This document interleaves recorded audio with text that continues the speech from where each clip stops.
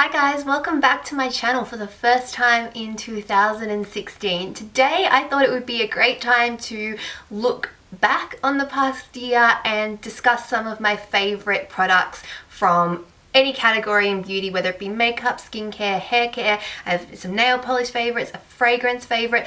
I love watching like yearly favorites videos or best in beauty videos. They actually do give me anxiety to film because I'm so worried that I may miss a product or that I may steer you wrong, but I think I've got a good collection of products. I have a mixture of drugstore and high-end things that have just stood out to me from the past year. I've tried to keep it to new products from 2015 or new products to me in 2015, just because all my past favorites, they still stand. I still love them. These are just new things that I've added to my beauty world. Let's kick it off. I have so much to talk about. I'm going to start off with primers. Primers was not a massive thing for me in 2015. To be honest, I tended to use moisturizer as my base most of the time, but a new one that did stand out to me was the Max Factor Facefinity All Day Primer. This one has SPF 20, and because of that, I found it was good for a daytime primer, particularly on warmer days or days where I just really needed my foundation to stick to my face. I found this had quite like a tacky finish to it, so it really helped sort of to keep that product on. The other primer that I enjoyed was actually from Hourglass, and this is the number 28 Primer Serum. This is a spot primer for me, in the same way that you might have a spot concealer or you might just use a certain foundation on particular areas of your face. I would only use this on very, very dry, like almost flaky skin to help smooth it out. It just has this really nice kind of slip to it that really smooths over dry patches, so I would use it very sparingly. This is the smaller size and I feel like this will last me forever, but nice if you do have issues with dry or flaky skin. Foundation is always a difficult one for me. I try so many foundations because I'm always on that hunt for the perfect foundation. I have yet to find it yet, but I do enjoy trying new ones to try and get there. It is a fun little journey. These are some of the ones that I enjoyed this past year. The first one is the EX1 Invisiwear Liquid Foundation. Quite an inexpensive foundation comparably to some of my others. I think I paid less than $30 for this one. Picked it up on Look Fantastic. This one has very limited shade range, but I just found that I could get the lightest shade. I mixed it with a white foundation to lighten it even further, and it just goes on my face really nicely. It wasn't too heavy, it gave good coverage, it didn't exacerbate my pores or do anything negative. It was easy to work with, easy to blend, and I just overall enjoyed it. The one thing I would say is that it's probably not great for really oily skin. You definitely need to powder, and I found on quite hot days that I may need to powder throughout the day just to sort of keep my shine in check. Super surprise for me. I had incredibly low expectations for this one. This is the CoverGirl Ready Set Gorgeous Fresh Complexion Oil-Free Foundation. Great like throwaway kind of packaging. It's awesome. Really limited shade range, particularly in Australia, which was a downside. I wear shade 115, but it seemed to work well on my skin. Gave decent coverage. Again, just was easy to blend, easy to apply. Overall, it's just a really nice foundation. From Revlon, these Photo Ready Instafix sticks. I've mentioned these a couple of times before.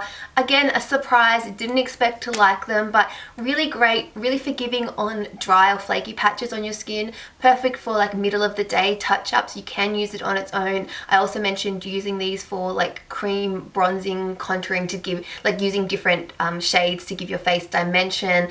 I really, really enjoyed the formula of this one. Didn't use it as much as like an all-over foundation, but definitely one to keep in the handbag for touch-ups on the go. In the second half of 2015, I did a video with Gorgeous Cosmetics where they just sent me a whole bunch of products to try, and I did like a first impressions review.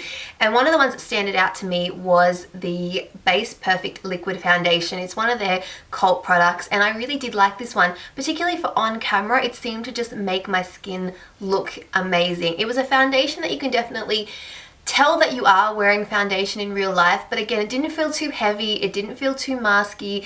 It was very like smoothing. It seemed to just blur imperfections, which I really enjoyed. And then the last kind of foundation product that I want to mention is the Cover FX Custom Cover Drops.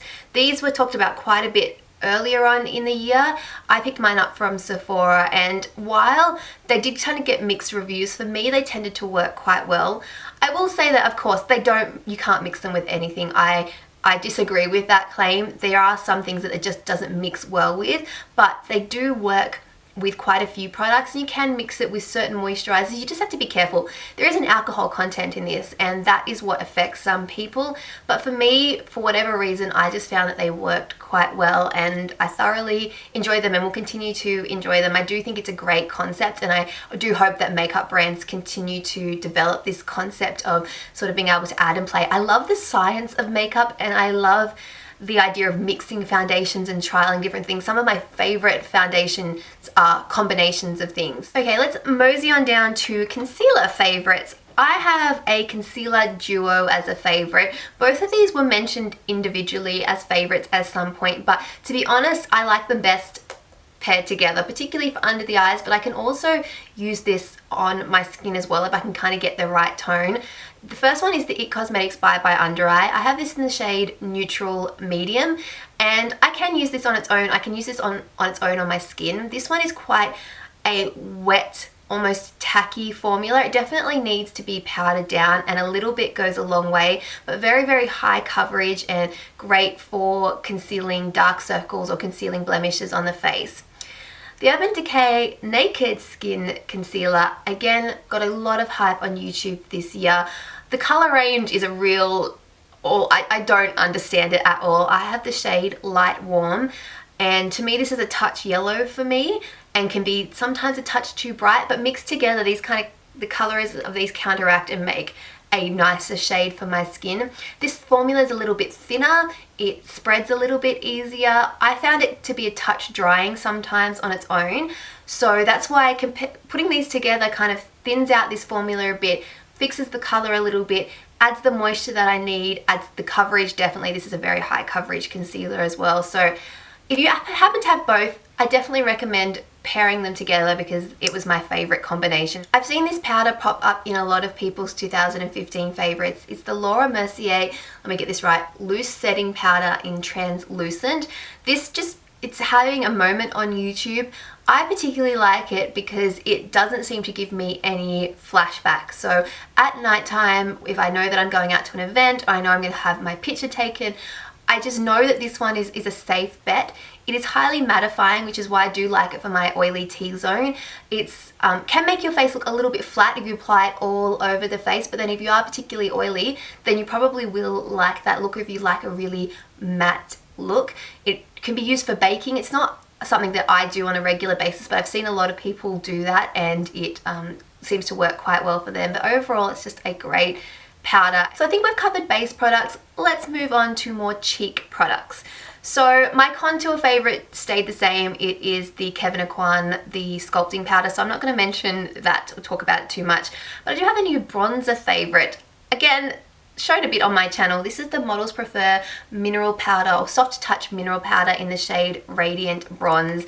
This I thoroughly enjoyed. It's an inexpensive powder. It's kind of a matte, maybe like a demi-matte, almost satin finish. It is not like shimmery, so it definitely can be used over the face and it won't like highlight pores or make you look like a disco ball or anything like that, but it just lifts the skin. It adds a touch of warmth, particularly if you're on the fair to light, maybe light medium side. Any darker and I think it probably wouldn't register on your skin, but for a similar shade to me, it definitely just seems to work. It's not too warm, it's not too cool. Another drugstore favorite are new blushes from Max Factor. These are the Cream Puff blushes, and I thought they were a great little addition to my blush collection this year.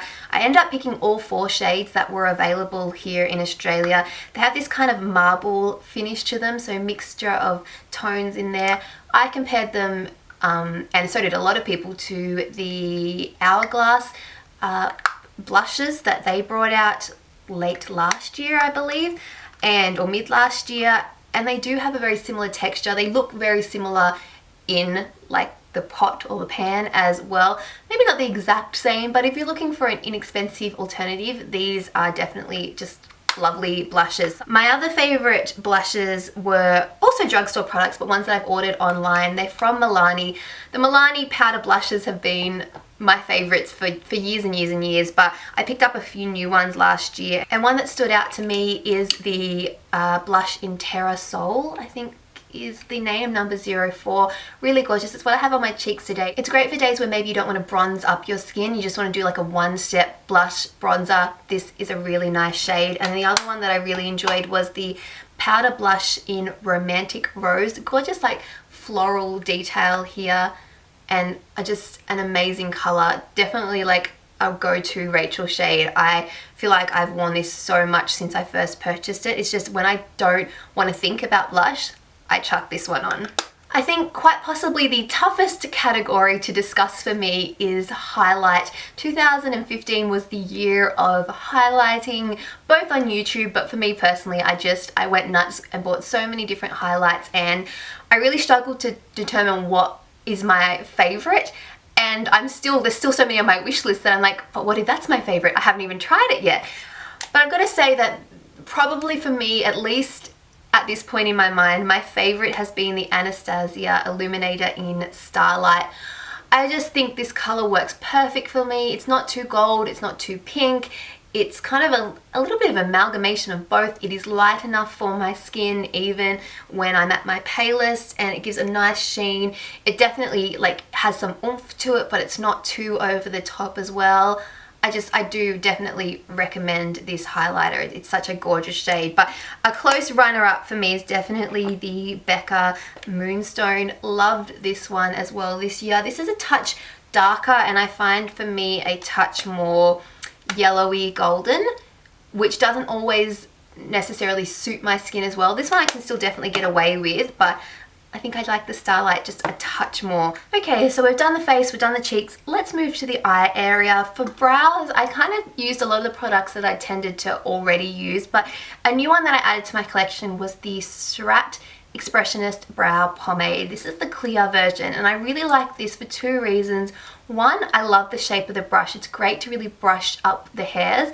And two, I find that it sets my brows in place, but it doesn't almost flatten them. I find that a lot of brow gels, which is great if you don't want your brows to move, really like sets your brows in place and like locks them down and makes them feel really crunchy. Whereas this one, it allows for a little bit of lift to the brows, makes them stay a bit fluffy almost. And if you're going for a textured brow look or a more natural brow look, this one is a great product for that. My eyeliner favorite of the year was definitely a liquid eyeliner year for me. I really enjoyed the Maybelline Hyper Sharp Wing. This one's a great little pen with a brush tip applicator. Probably not the best time to show you because in my haste I have accidentally shut my lid and pushed down some of them, so I'm gonna have to get a new one. But really nice to do a great like crisp clean line.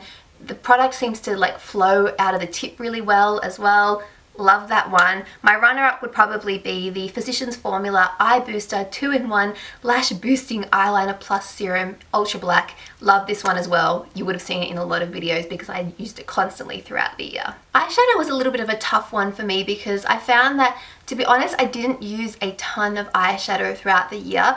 But when I did, for the last maybe year and a half, it's been all about the matte eyeshadow. I remember when I first got into makeup and watching YouTube videos, it's like shimmer this and shimmer that and shimmer, shimmer, shimmer, or satin or whatever.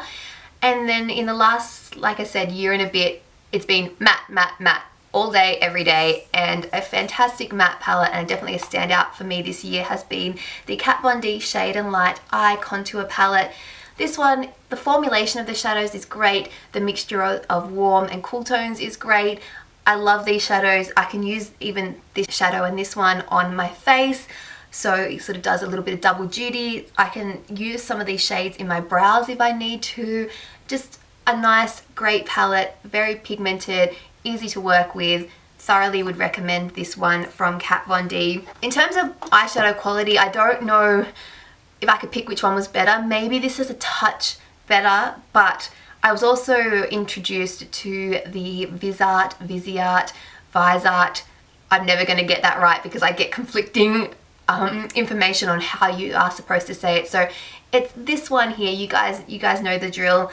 Fantastic matte eyeshadow formula. Definitely one of the best. If you are a pro, you need this palette in your life. This is the 01 Basic Neutral Matte Palette.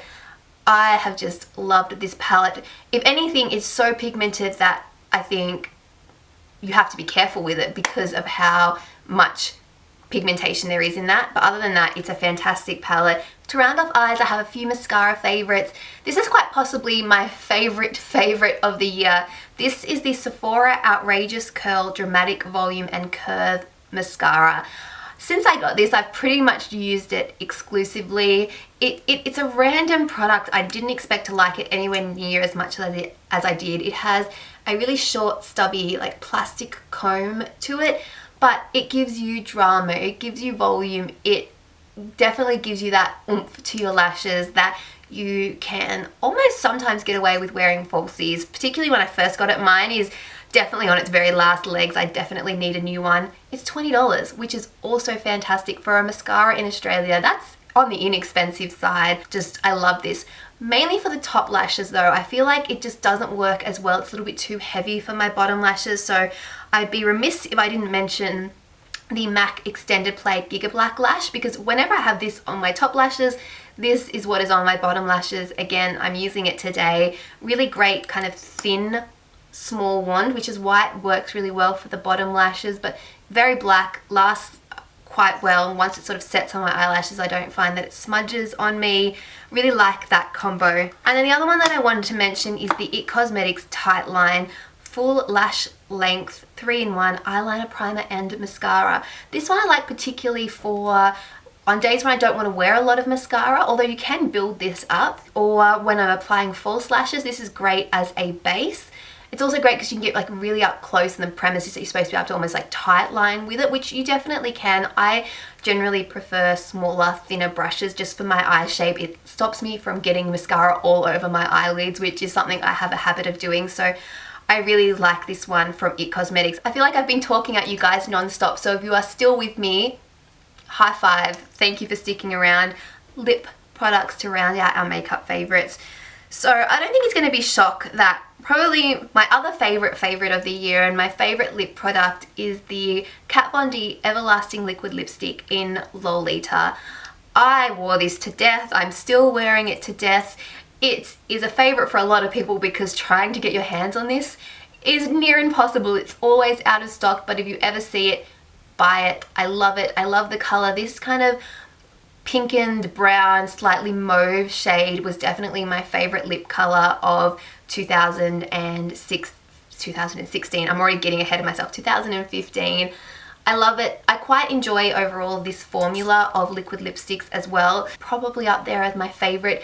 The Jeffree Star ones are on my top of my list to try because I've seen so many people mention them in their 2015 favorites, but of the ones that I've tried, this is definitely a favorite and I would recommend it to everyone. A close runner-up for me is this Paint Wash Liquid Lip Color. Let me get it right, yes. Paint Wash Liquid Lip Color from Laura Mercier in the shade Rosewood.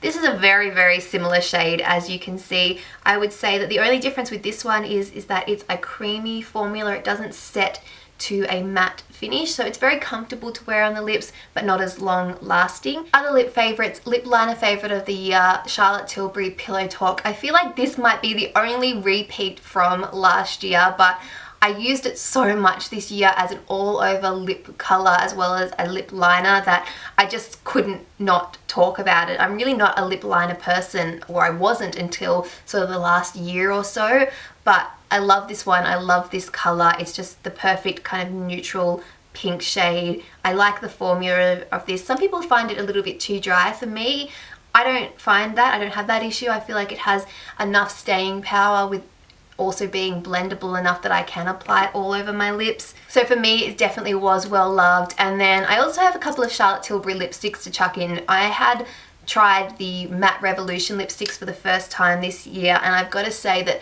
they produce some of my favorite lip shades. Walk of Shame, I wore this a lot when I first got it and a lot over the Christmas period. It's just a very wearable reddy brown shade. I don't know what it is, but I love it and I really like the way it looks on me. These have a nice vanilla scent. They're not the most long wearing, like they're a matte lipstick, but they're not a full-on dried out matte, so they're comfortable, but because of that they're probably not as long wearing as you'd like, but I still find they last a decent amount of time on me. And the other shade that I really enjoyed was Very Victoria, which is a really nice neutral shade there, kind of like a nude, slightly lighter than Lolita or that rosewood shade, but in a similar tone. So that rounds out my makeup favorites from 2015. I'm sure I've forgotten something, but they were the ones that sort of stuck out to me when I was kind of going through my collection. If you'd like to hear about my skincare and hair care favorites, keep on watching. Let's start off with skincare.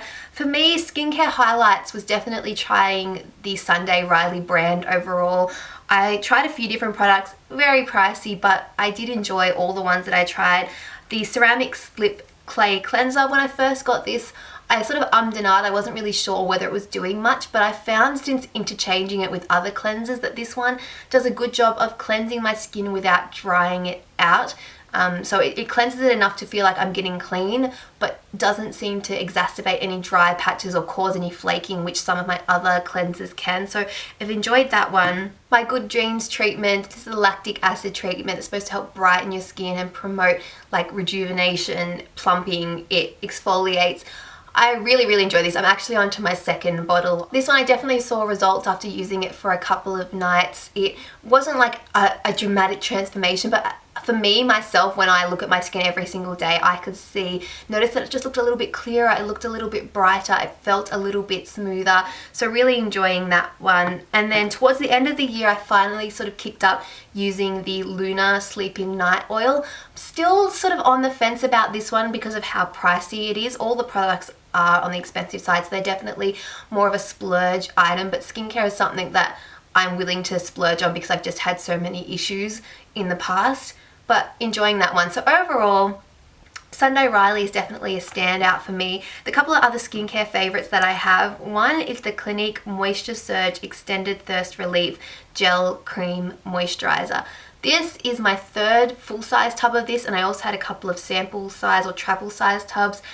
I've got to say it's probably the most consistently used skincare product of my entire life. I feel like I've chopped and changed skincare so much, but I keep on coming back to this one and I keep on repurchasing it. It's just the right level of hydration for me, and it just seems to melt into my skin. I use it at nighttime in conjunction with some of the other products that I've mentioned. And the last skincare product I have as a favorite from 2015 is the Ulla Henriksen Truth Serum Collagen Booster.